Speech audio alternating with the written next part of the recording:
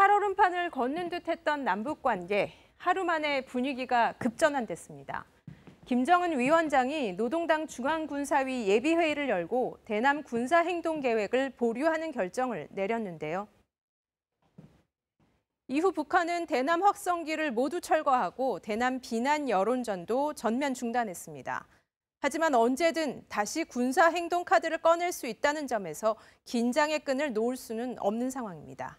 이번 주 이슈엔 한반도 숨고르기에 들어간 북한의 의도를 짚어봤습니다. 정은지 리포터입니다. 지난 4일 탈북민의 대북전단을 문제 삼으며 시작된 북한의 대남 공세. 지켜보면 볼수록 관멸만 자아내는 남조선 당국과 더 이상 마주 앉을 일도 논의할 문제도 없다는 결론에 도달하였다. 남북 간 통신선을 전면 차단하고 공동연락사무소 폭파 뒤에도 멈출 기미가 보이지 않았습니다. 북한은 1,200만 장의 대남 전단을 만들었다며 언제든 이를 남한의 깊은 중심까지 살포하겠다고 했고. 야, 진짜 이 선이 막 불끈불끈합니다. 너희 기다리라. 이제 조련지대만 열리게 되면 이 단숨에 달려나가서 다시는 그런 짓을 해내지 못하게 이 총을 집었던 선으로 놈들에게 삐라불비라고 안겨서 제대병사의 번때를 보이겠습니다. 급기야 판문점 선언에 따라 철거했던 확성기까지 다시 설치했습니다. 북한이 남북관계 발전과 한반도 평화 유지를 위해 남북이 함께 기울여온 노력과 성과를 무산시키는 조치를 행동에 옮길 경우 그에 대한 대가를 치르게 될 것이라는 것. 이렇듯 대결 행보를 가속화하던 북한이 돌연 멈춰섰습니다. 남북 공동연락사무소를 폭파한 이후 북한 총참모부가 4가지 군사행동에 나서겠다고 예고를 했었는데 그 계획을 보류시킨 겁니다.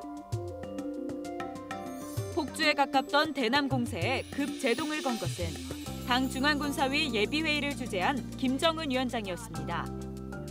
조선노동당 중앙군사위원회는 조성된 최군 정세를 평가하고 조선인민군 총참모부가 당 중앙군사위원회 제7기 제5차 회의에 제기한 대남 군사행동계획들을 보류했습니다.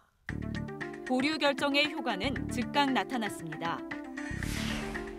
최전방 지역에 재설치한 대남 확성기가 철거된 모습이 다시 포착됐고 노동신문 등 북한 매체들에서는 대남 비난 기사나 논평이 사라졌습니다. 심지어 대외 선전 매체들은 대남 비난 기사 여러 건을 이시에 삭제하기도 했습니다. 며칠째 열려있던 북한 해안포문은 여전히 개방 상태지만 연평도의 긴장감도 한결 누그러졌습니다.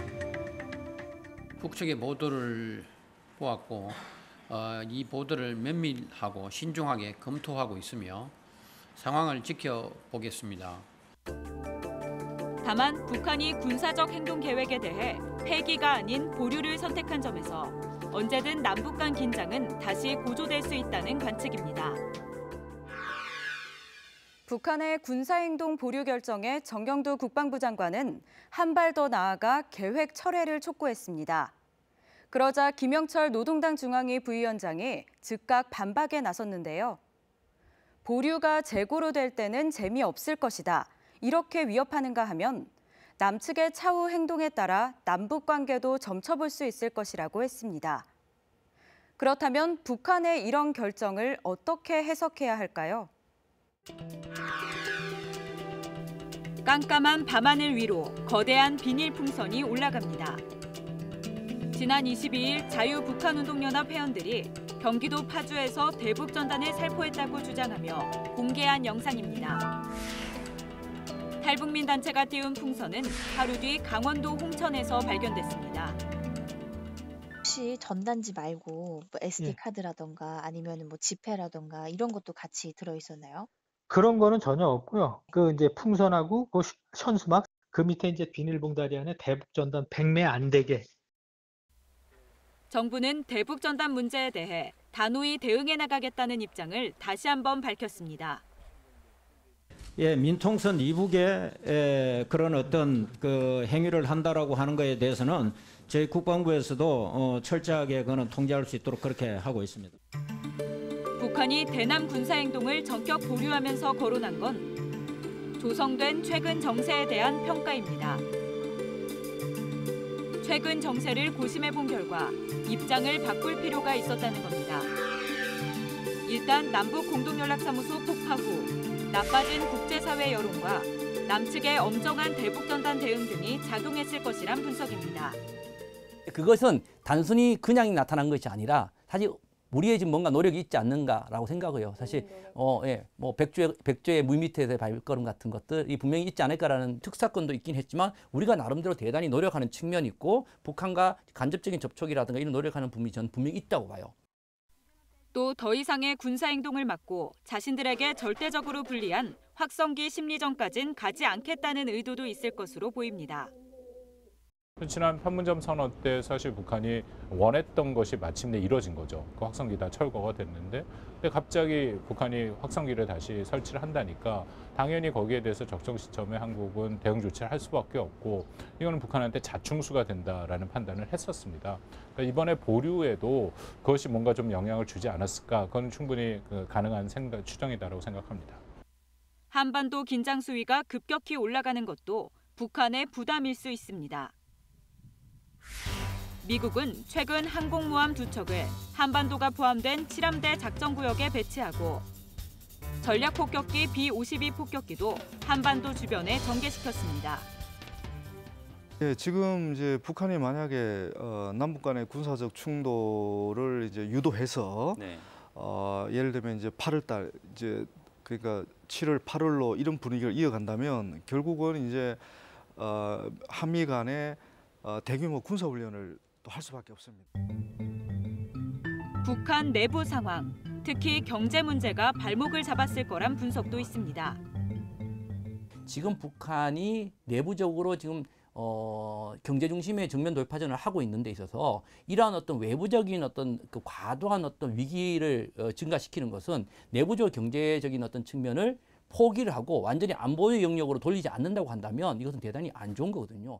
더군다나 올해 10월 10일은 당 창건 75주년 기념일이고 또 북한은 이 기념일에 대축전장을 만들겠다고 공언을 해왔는데 계속 군사적 긴장을 고조시키고 강대강 대결 국면이 계속 이어진다면 이 북한 주민들에게도 상당한 어떤 실망감을 안길 가능성도 크고 대내 결속을 어느 정도 달성을 했다. 그래서 이제 앞으로 상황 관리에 들어갈 것 같습니다. 강경 조치는 김여정 제1부부장이, 온건 조치는 김정은 위원장이 내놓으면서 뚜렷한 역할 분담을 보여주려 했다는 해석도 나옵니다. 그러면 김정은 위원장은 왜 김여정을 내세워서 이런 행동을 할까?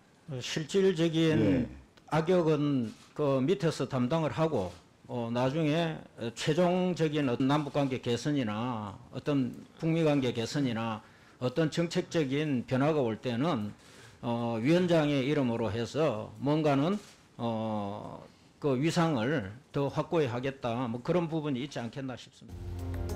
다만 북측의 조치가 완전 철회가 아닌 보류라는 점, 또 전쟁 억제력을 강화하기 위한 대책을 논의했다고 밝힌 점은 여전히 우려되는 대목입니다.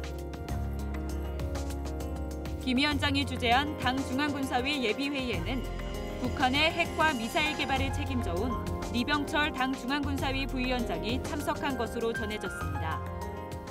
거기에 우리가 보류라는 거에 무게를 두면서 다른 것을 놓칠 수가 있는데 중요한 거는 군사정책 토의안을 심의했다라는 거거든요. 거기에는 향후 SLBM 발사라든가 군사력 증강과 군사력 현대화를 위한 신형 무기 개발 같은 것들이 포함되어 있을 수 있습니다.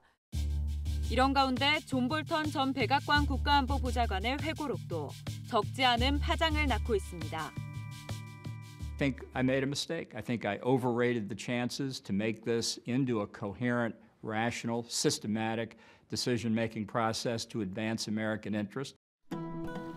북미 정상이 손을 맞잡은 2년 전 싱가포르 북미 정상회담.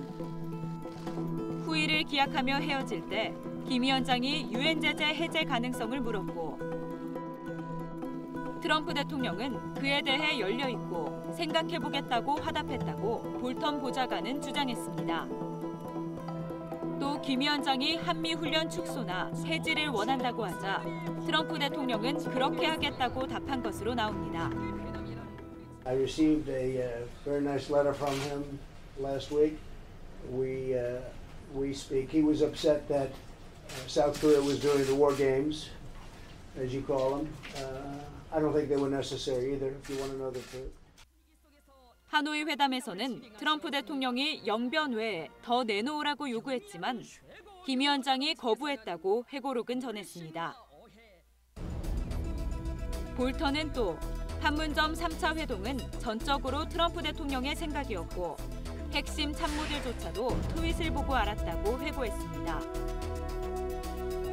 대북 강경파 볼턴의 주장에 청와대는 회고록이 상당 부분 사실을 크게 왜곡했다고 반박했습니다. 트럼프 대통령도 트윗을 통해 볼턴의 주장은 거짓말과 꾸며낸 얘기의 종합이라고 비난했습니다. 볼턴 회고록을 보면은 그나마 긍정적인 부분은 우리 남한 정부가 통일 의제를 만들어가기 위해서 굉장히 노력했다라는 점이라고 볼 수 있습니다. 아마 볼턴은 자신이 그 북미 정상회담이 성공적으로 이루어져서 북한이 비핵화를 이루어가고 그다음에 미국 트럼프 대통령이 대북 제재를 완화해 주는 거를 굉장히 불안해하고 위기감을 느꼈던 것 같아요. 6.25 전쟁 70년. 문재인 대통령은 두 번 다시 이 땅에 전쟁은 없어야 한다며 북한을 향해 사이좋은 이웃이 되자 남북 상생의 길을 찾자고 제안했습니다. 80만 결의 모두의 수건입니다. 세계사에서 가장 슬픈 전쟁을 끝내기 위한 노력에 북한도 담대하게 나서주길 바랍니다. 북한의 군사행동 계획 보류로 한반도 긴장도 숨고르기에 들어갔지만 남북 평화를 위한 해법 찾기는 여전히 힘든 숙제로 남아 있습니다.